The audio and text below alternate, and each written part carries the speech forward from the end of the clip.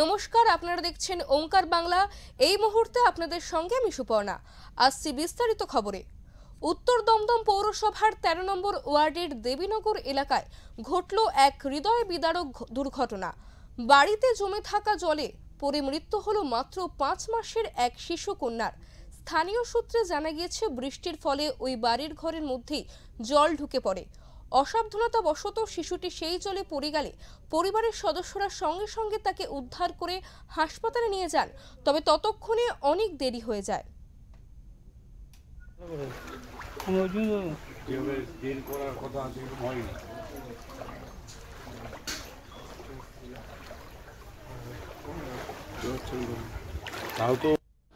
ওই ঘরের ভিতরে জলে পড়ে গেল, তখন কাকা নিয়ে দৌড়াদৌড়ি করেছিল, বাইকে করে নিয়ে গেছিলাম কলাবাগান হসপিটাল। মুখ থেকে শুধু জল বেরোচ্ছে আর দুধ কাটা। তারপরে শিশু হাসপাতাল ট্রান্সফার করলি। কবে থেকে এরকম জল অবস্থায় রয়েছে? এটা অনেকদিন ধরে, প্রথম বৃষ্টির থেকে আমরা।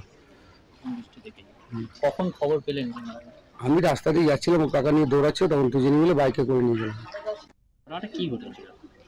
ঘটনা তো আমরা শুনলাম যেটা, যে বাচ্চাটা খাটে শুয়েছিল, 6 মাসের বাচ্চা, মনে হয় 6-7 মাস বয়স হবে, 5 মাস। এবার সেখানে দাঁড়িয়ে হয়তো যেটুকু শুনতে পেলাম, যে খবর পেয়ে আসলাম। আসার পরে যখন দেখছি যে ঘরের মধ্যে জল আছে, জলের উপরে খাট ইট দিয়ে পাতা আছে, অস্বাভাবিক একটা বৃষ্টি, সেই বৃষ্টির কারণে জলটা জমেছে। পাশাপাশি বাচ্চাটা শোয়া অবস্থায় ওখানে পড়ে যায়, ঘরের মধ্যেই খাটের নিচেই পড়ে যায়। বাড়ির ওনার মা, মানে বাচ্চাটার মা বাইরে এসেছিল কোনো কাজের জন্য, তারপরে দেখছে যে বাচ্চাটা পড়ে আছে। পুত্র সন্তান না, মেয়ে।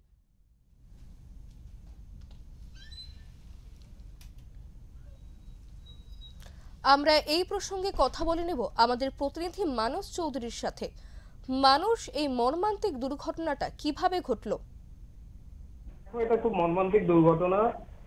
উত্তর দমদম পৌরসভার ১৩ নম্বর ওয়ার্ড দেবীনগরে এই ঘটনাটি ঘটেছে। যে আমরা জানি যে বেশ কিছুদিন ধরে কিন্তু যে সমস্ত নিম্নচাপের ফলে কিন্তু বৃষ্টি, মানে মাত্রাধিক বৃষ্টি হচ্ছে, এবং ফলে বেশ কিছু জায়গা যেখানে নিচু সেখানে কিন্তু জল জমে রয়েছে। এখনো সেরকমই এই ঘটনা। ১৩ নম্বর ওয়ার্ড এখনো কিন্তু জলমগ্ন। প্রত্যেকটি বাড়ি, যেহেতু জায়গাটি অত্যন্ত নিচু, এবং আজ সকালবেলা তার মা যখন তার বাচ্চাটিকে রেখে তিনি একটু বাইরে যান, তখনই কিন্তু বাইরে গেছিলেন কাজের জন্য, কিন্তু সেখান থেকে যখন ফিরে আসেন দেখা যায় বাচ্চাটি জলের মধ্যে পড়ে গেছে, খাট থেকে জলের মধ্যে পড়ে গেছে, এবং সেখানে তড়িঘড়ি করে কিন্তু নিকটবর্তী স্বাস্থ্যকেন্দ্রে কিন্তু মৃত বলে ঘোষণা করে। এই ঘটনায় অঞ্চলের শোকের ছায়া নেমে এসেছে। মূলত যেটা জানা যাচ্ছে যেটা হচ্ছে, দীর্ঘদিন পৌরসভার যে জায়গাগুলো নিচু হচ্ছে সেখানে কিন্তু যে ড্রেনিং সিস্টেম, সেই ড্রেনিং সিস্টেম কিন্তু ঠিক মতো কাজ করছিল না, অর্থাৎ পরিষ্কার পরিচ্ছন্ন করা হচ্ছিল না, এবং খাল, যে বাগজেলা খাল, যে খালটি রয়েছে সেই খালটি কিন্তু দীর্ঘদিন কোন রকম সংস্কার হয় না। এবং এছাড়া যেটা জানা যাচ্ছে, যেটা বিরোধীরা বারবার করে অভিযোগ করছে, যে জলাভূমি, যে জলাশয়গুলো, সেই জলাশয়গুলো কিন্তু একেবারে ভরাট করা হয়েছে, ফলে জল যা নিকাশি ব্যবস্থা, সেই নিকাশি ব্যবস্থা একদম কিন্তু তলানিতে এসে বলেছে। ফলে যে জল যে নামার যে জায়গাটা, সেই জায়গাটা কিন্তু একেবারে বন্ধ হয়ে গেছে। আমরা দেখছিলাম যে দুর্গানগরের বিস্তীর্ণ অঞ্চলে কিন্তু এখনো কিন্তু, যেহেতু উত্তর দমদমের মধ্যে রাস্তাঘাটে কিন্তু খাল উঠছে, কিন্তু জল এখনো জমা রয়েছে। তবে এই ঘটনায় কিন্তু একটা শোকের ছায়া নেমে।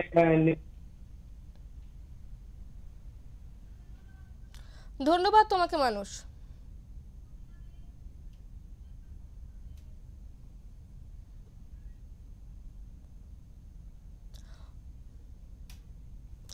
ঘটনার খবর ছড়িয়ে পড়তেই গোটা এলাকায় নেমে আসে শোকের ছায়া।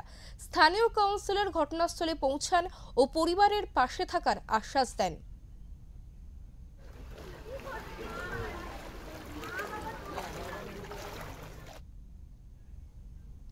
উল্লেখ্য, বিগত কয়েকদিনের টানা বৃষ্টিতে দেবীনগর সহ আশেপাশের বহু এলাকা কার্যত জলমগ্ন।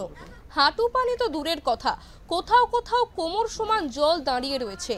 নিকাশি ব্যবস্থার বেহাল দশা নিয়ে ক্ষোভ উগরে দিচ্ছেন স্থানীয়রা। প্রশাসনের কাছে প্রশ্ন উঠছে, প্রতি বছর বর্ষাকালে এমন পরিস্থিতি তৈরি হবার পরেও কেন নেওয়া হচ্ছে না কার্যকর ব্যবস্থা?